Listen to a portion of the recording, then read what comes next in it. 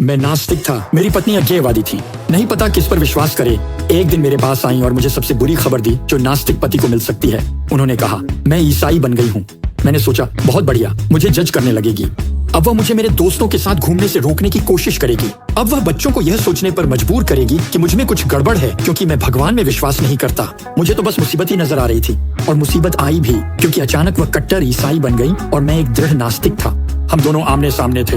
मैंने सोचा, मुझे अपनी शादी फिर से पटरी पर लानी है। इसका एक आसान तरीका है, मुझे बस ईसाई धर्म को गलत साबित करना है। देखो, मैंने येल लॉ स्कूल से पढ़ाई की है, मुझे सबूतों की समझ है। मुझे पूरा यकीन है कि मैं ईसाई धर्म में इतनी खामियां निकाल सकता हूँ कि वह बिखर जाएगा।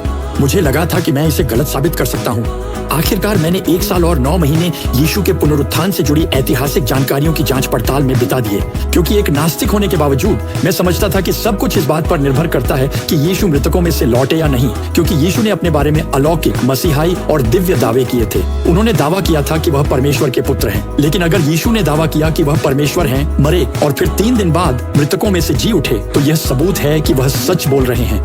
तो एक नास्तिक के रूप में भी मैंने ये समझ लिया था कि यही असली मुद्दा है। जब मैंने पुनरुत्थान की जांच शुरू की तो मैं हैरान रह गया। मेरे माता पिता ने मुझे क्रिसमस पर एक पंचिंग जोकर दिया था। जब आप उसे मारते थे तो वह नीचे चला जाता था, लेकिन फिर वापस ऊपर उछल आता था। मैंने स्थिति की कल्पना भी ऐसे ही की थी। मुझे लगा था कि मेरे पास एक जबरदस्त दर्द है। मुझे लगा था कि मैं ईसाई धर्म को झूठा साबित कर सकता हूँ। तो मैं उस पर एक आपत्ति करता और वह फिर से उछल कर आ जाता। उसका भी एक जवाब था। तो फिर इसका क्या?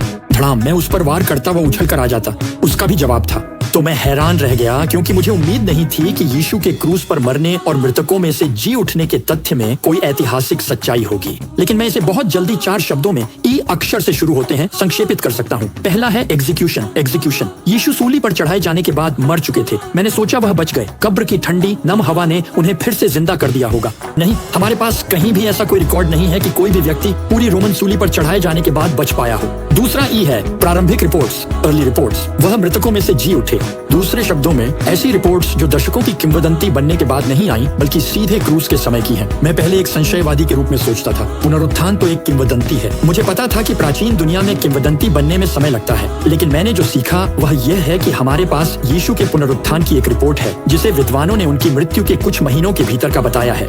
ये बाइबल में है, 1 कुरिन्थियों 15 में। ये एक महत्वपूर्ण अंश है जो यीशु के पुनरुत्थान के बारे में बताता है। यूनाइटेड किंगडम के डो जेम्स डी डन ने इस रिपोर्ट का विश्लेषण किया और उनका निष्कर्ष यह था। वे कहते हैं, हम पूरी तरह से आश्वस्त हो सकते हैं कि यह रिपोर्ट मूल रूप से यीशु की मृत्यु के कुछ महीनों के भीतर लिखी गई थी।